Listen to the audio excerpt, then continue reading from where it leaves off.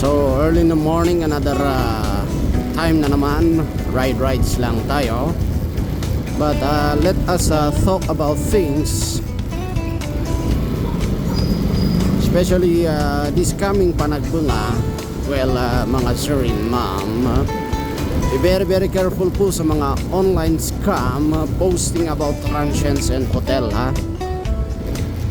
Better siguro mag fact check din kayo, pa legit check nyo sa mga groups. May mga groups po tayo dyan, and kunan natin ng mga valid documents yung nagpo-post, nag-o-offer ng service, mga yan, transient and hotel, ha.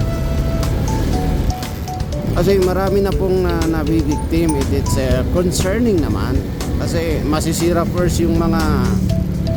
masisira kasi ang city of Baguio pagka nabibiktima dyan, ha. Magiging isang masamang experience nyo yan sa amin. And secondly, kami rin, ha. Baka sabihin yung taga rito pare-pareha sa okay.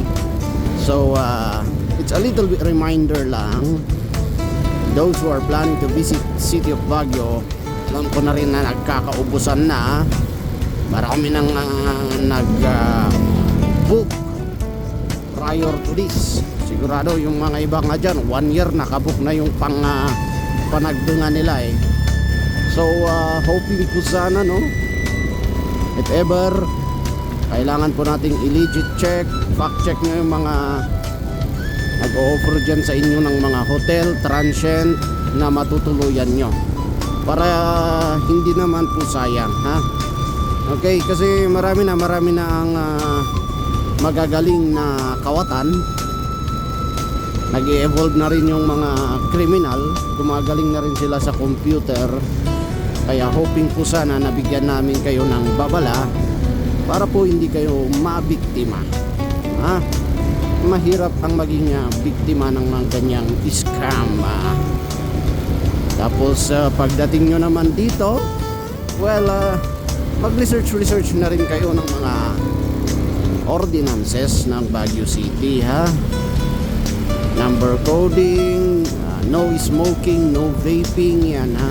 And malamig po pala, ha. Paalala natin na city is now experiencing very cold weather.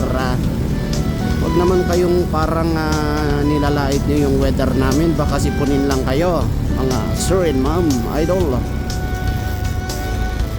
Sa mga nagmamotor, huwag kayong kakanad dyan, dito kayo kakaliwa para hindi kayo mahuli ng motor band. So that's it. Good morning, this is your Highland Travelers.